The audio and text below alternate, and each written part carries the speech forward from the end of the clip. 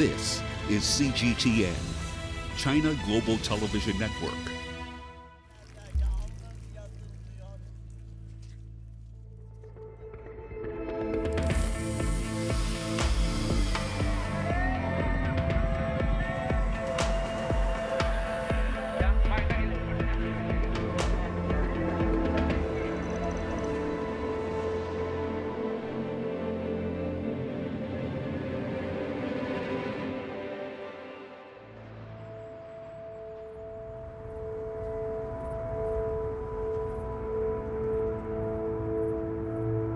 With a population of 50 million, it is estimated that 70% of Kenyans lack access to basic sanitation solutions, and water can be scarce.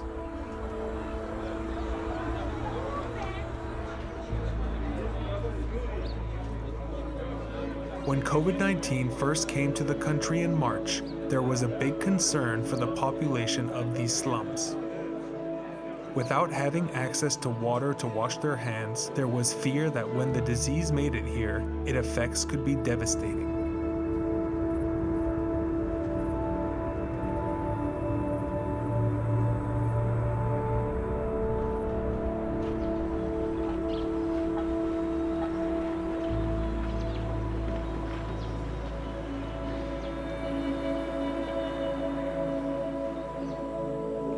One organization, the Nourafchan Foundation, had in 2019 built a borehole to provide water to a school in Kibera. Operating in the Karanja Road area of the slum, many residents now come daily. There's no running water. That's a challenge we did in the community around Karanja Road. Yeah, we don't have running water here in Karanja. I don't know what happened with the pipes. So most of the time we buy water at 10 shillings per jerrycan. We're not looking at what they're saying, how to prevent corona. Cleanliness was like the first thing being kept in front. And I was wondering, the guys from Kibera, where are they going to get that clean water? And we said, because we have a borehole, why can't you provide the water?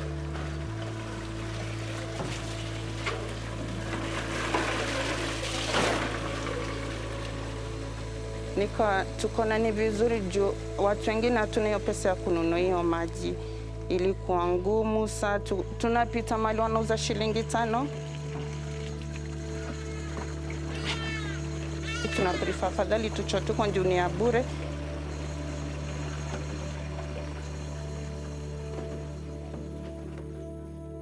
Maisha yangu ilikuwa vizuri, nilikuwa napika mandazi shuleni, nilikuwa napata pesa kidogo, ilikuwa inanisaidia mimi na watoto wangu. Vile Covid ilitangazwa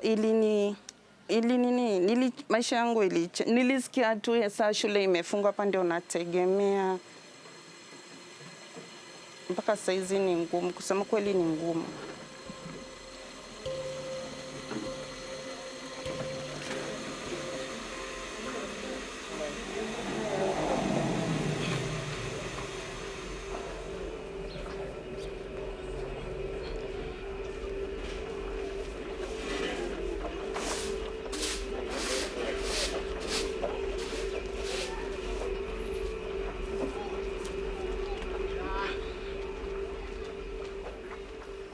Mpaka hiyo kama ni 15 na nitarudi mara 15.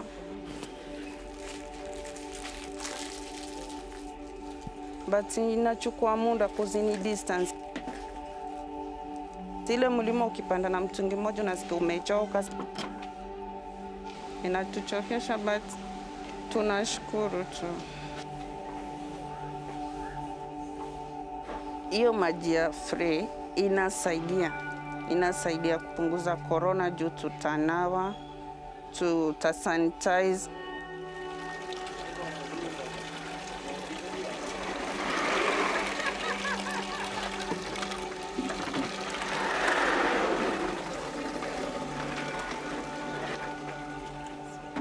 Kwanza bila lingia mara ya kwanza nilishtuka, nilisema ikinishika sawa watu wangu nitaachia nani. Nikifa sa watu wangu watahangaika, mao pia nikufe pia wakufe. Coronavirus iko ni real, inaua. But tunangeomba Mungu atusaidie kama dawa inaweza patikana. In Kenya, years of drought and lack of water have made life difficult for the poorest. Having no free sources, some people have turned to the water cartels for help.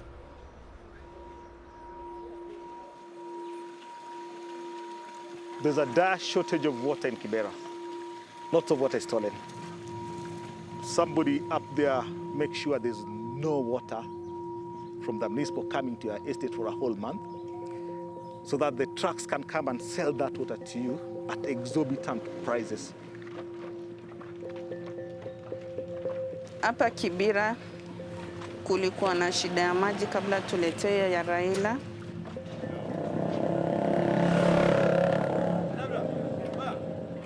Wale makartels wanajaribu kuziba maji isifike kwa boma zetu. Ndio kama kuna wale kwa biashara kuuza maji waendelee kuuza, na sisi wananchi wa kawaida tunateseka. Wenye hatuna ile pesa ya kuteseka ya kununua maji, ndio tuko kwa shida sasa.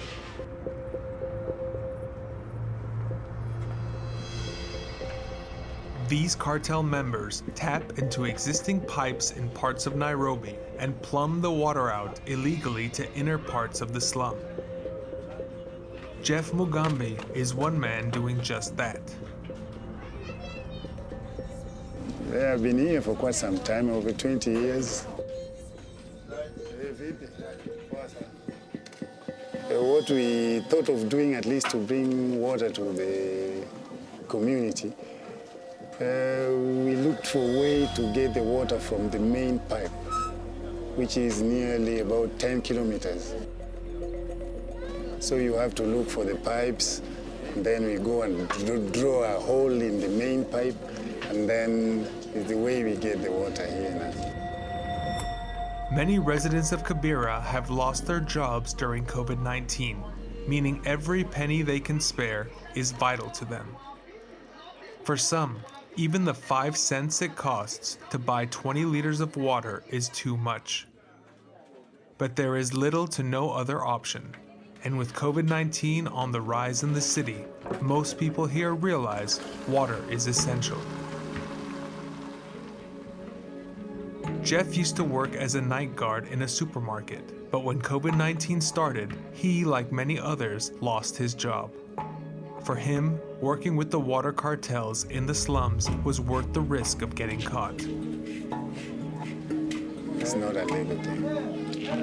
If we are caught, it is hectic, because definitely the fine will be amount that maybe I cannot pay.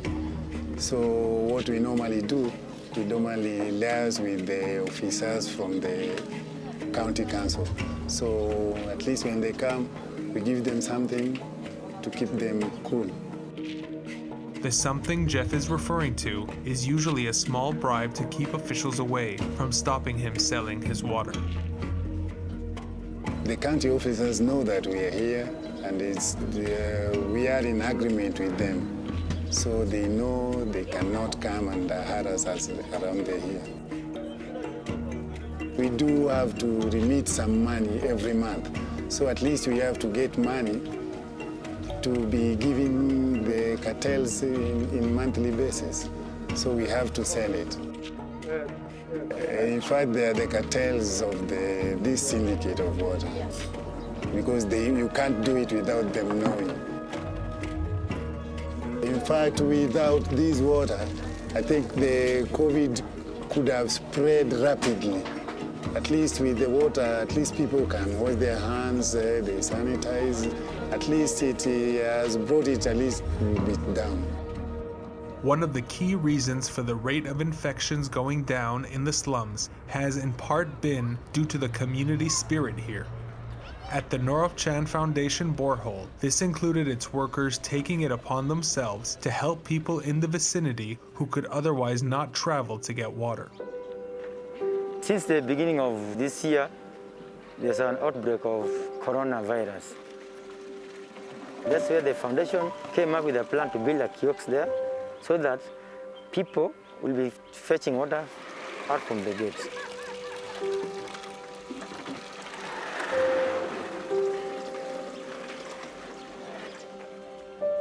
I decided to fetch water for other people like mothers with small babies, the old and people with disabilities. Sasa nizi? Ya gari mama. Sawa. Mafi yako acha nikuletee. Hakuna ingine? Oh, sasa acha nikuletee. Sasa asante. Kuja.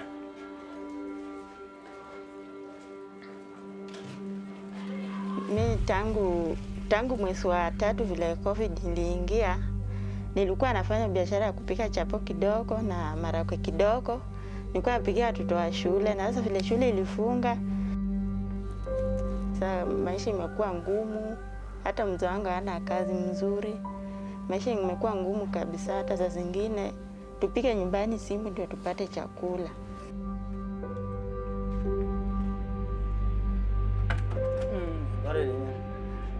Sasa nichote mbili kama mafei.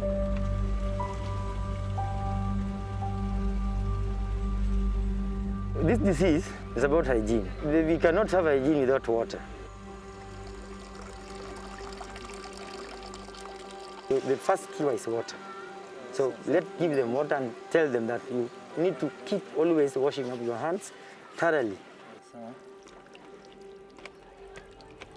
In Kenya, the light at the end of the tunnel is starting to become visible, even though hardships are still everywhere to be seen. As of September 2020, the rise of infections in Nairobi has been going down. This has in part been due to the community spirit here. At the Nourafchan Foundation's borehole, this included its workers taking it upon themselves to help people in the vicinity who could not otherwise travel to get water. Na mtoto nimejifungua mwezi wa 6, nikajifungua through operation. Mtoto alikuwa amesimama kwa tumbo, kichwa ilikuwa na juu. Kwa sababu ya cesarean inafanya mwili inakuwa weak. Huwezi tembea, huwezi fanya kazi ngumu, huwezi beba mitungi kubwa.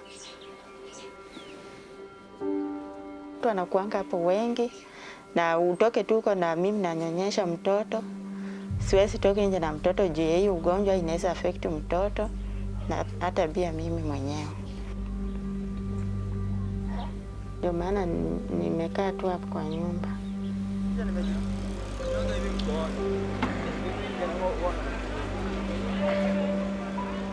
Hatuna maji hapa mfereji. Sababu siwezi jua juu mambo ya government ndio siwezi jua. Mfereji iko na maji haitoki. Hey. Sasa mama yako sawa sawa. Hiyo maji ya mfereji ingenisaidia na kunywa maji ya kunywa, unafulia nguo, unaosha nyumba, unaosha watoto. Habari ya leo? Habari ya mtoi? Hapo poa? Hii maji imenisaidia kabisa. Huyo moshi ndiye ananiletanga maji, bila nilijifungua moshi ndiye ananiletanga maji kwa wiki mara 3. Sasa maji hatuna shida nayo, chakula tu ndio shida.